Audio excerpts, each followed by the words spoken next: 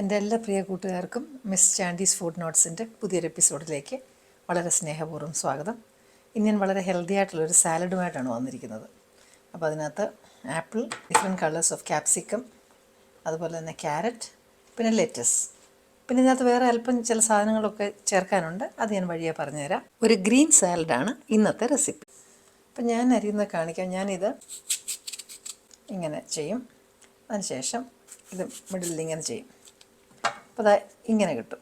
ഏകദേശം നല്ല ഇതുപോലെ, ഒത്തിരി വലുതുമല്ല, കട്ടി അധികം ഇല്ലാത്ത പോലെ അരിഞ്ഞെടുക്കും. അതേ പാറ്റേണിൽ എല്ലാം അരിയണം, എങ്കിലേ സാലഡ് ഒരുപോലെ കിടക്കത്തുള്ളൂ.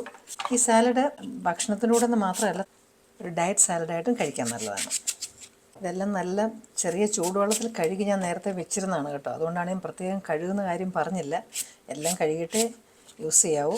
അപ്പോൾ ആദ്യം ആപ്പിൾ അരിഞ്ഞ് അത് ഏറ്റവും അടിയിലിട്ടതിന് ശേഷം ബാക്കി വെജിറ്റബിളൊക്കെ അരിഞ്ഞ് നമുക്ക് അതിന് മുകളിലിട്ടാൽ എയറുമായിട്ടുള്ള കോണ്ടാക്റ്റ് വരത്തില്ല. അന്നേരം അത് കറുത്ത് പോകത്തില്ല. പച്ച ആപ്പിൾ ഞാൻ എടുക്കാൻ കാരണം എന്താണെന്ന് വെച്ചാൽ നല്ല പുളിയാണ്. ക്യാപ്സിക്കത്തിൻ്റെ കൂടെയൊക്കെ നല്ലൊരു ടേസ്റ്റ് കൊടുക്കും. അപ്പോൾ നമുക്ക് അരിഞ്ഞ ആപ്പിൾ ആദ്യം ഒരു ബൗളിനകത്തോട്ട് വെക്കാം. അടുത്തത് ക്യാപ്സിക്കം.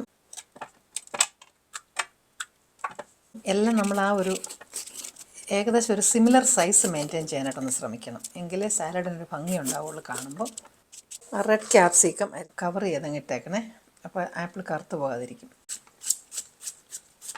അടുത്തത് പച്ച ക്യാപ്സിക്കം, അതിലേക്ക് മഞ്ഞ ക്യാപ്സിക്കം ഇടാം. ഇതിലേക്ക് ക്യാരറ്റ് നമുക്കിടാം. ഇനി നമ്മൾ ഇതിനകത്തോട്ട് ഒലിവ് ഓയിൽ ഒഴിക്കണം. അതിനെല്ലാം ഒലിവ് ഓയിലിൻ്റെ ഒരു ഫ്ലേവർ വരും. ലെറ്റ്യൂസും അരിഞ്ഞതിടാം. പിന്നെ നമുക്കിതിനകത്ത് ഇടാനായിട്ട് വേണ്ടത് മാതളനാരകമാണ്. പെട്ടെന്ന് പൊട്ടിക്കാനൊരു മാർഗ്ഗമുണ്ട്. ഇതിങ്ങനെ ഒന്ന് എടുത്ത് കളയുക ആദ്യം.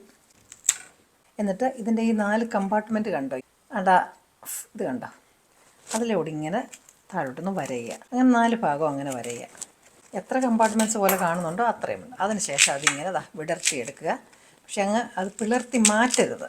അതിനുശേഷം ഈ നടുക്കത്തെ ആ സാധനം, നടുക്കത്തെ ഒരു ഇതുപോലത്തെ ഉണ്ടല്ലോ, അതും ഒന്നും മാറ്റി വെക്കും. അതിനുശേഷം ഇങ്ങനെ കുഴിയുള്ളൊരു പാത്രത്തിനകത്തേക്ക് ഇങ്ങനെ കമിഴ്ത്തി പിടിച്ചതിന് ശേഷം ഇച്ചിരി വെയിറ്റുള്ളൊരു സ്പൂൺ കൊണ്ട് ഇങ്ങനെ ഒന്ന് അടിച്ചു കൊടുത്താൽ മതി. അതെല്ലാം താഴെ വീണോളും.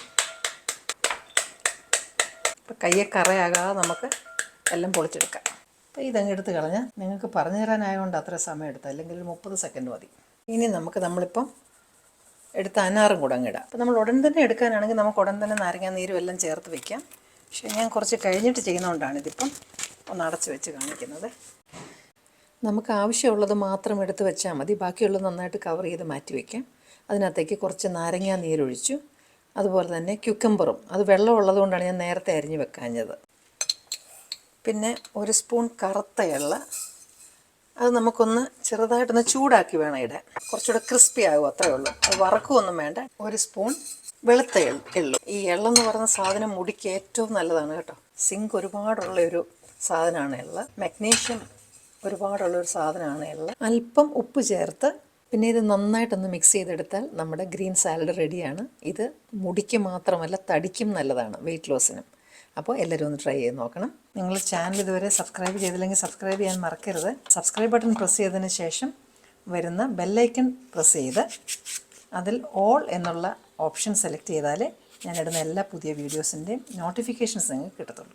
ഇനി നിങ്ങൾക്ക് ഇഷ്ടപ്പെടുന്ന മറ്റു നല്ലൊരു റെസിപ്പിയുമായിട്ട് വീണ്ടും ഞാനെത്തും. Till then I'm signing off and you stay safe.